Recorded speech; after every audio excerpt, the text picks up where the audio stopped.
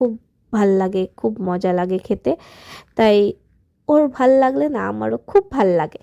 তাই ও যেমন চায় সেরকম বেস্ট দেওয়ার চেষ্টা করি। সেই রকম কিছু রান্না আসে না, কিন্তু বেগুনটা কাটার পর কালারটা কেমন একটা হয়ে গেল দেখো। বেগুনটা তো ভালোই ছিল। আর তারপর রেখে দিয়ে কিছুক্ষণ পর সানি এলো।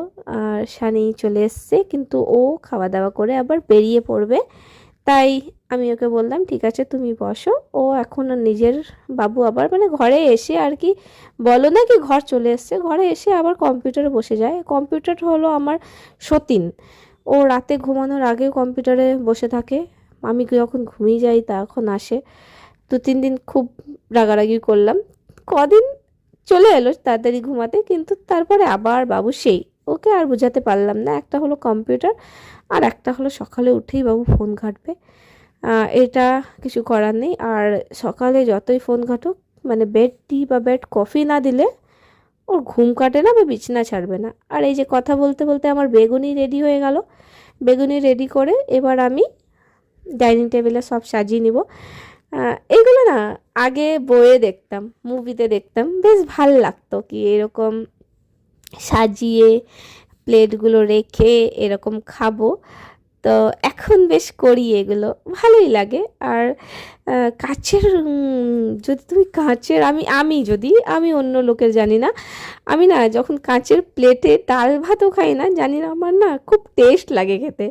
এরা উল্টো, অনেকে মানে সে কাঁসা ভাসাতে খেলে বেশ ভালো লাগে, কিন্তু আমি যখন কাচে থালাতে একটু সাজিয়ে নর্মাল জিনিসটাও খাই না, আমার বেশ ভাল লাগে খেতে। কম খাই কিন্তু আলাদা টাইপের লাগে একটু খেতে।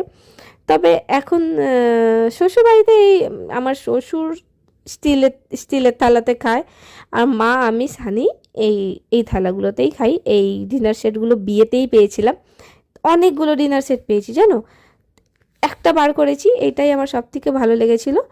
তবে এটা বার করে এটাতে খাচ্ছি। অনেকগুলো ছিল কিন্তু আমি শুধু বাটি আর দুটো বড় বাটি ছিল, আর মিনি প্লেটগুলো হয় না, আর 4টে থালা। আমরা যেহেতু ঘরে 4টেই মেম্বার, ওইগুলো বার করে রেখে দিয়েছি, যখন ইচ্ছে হয় খাই।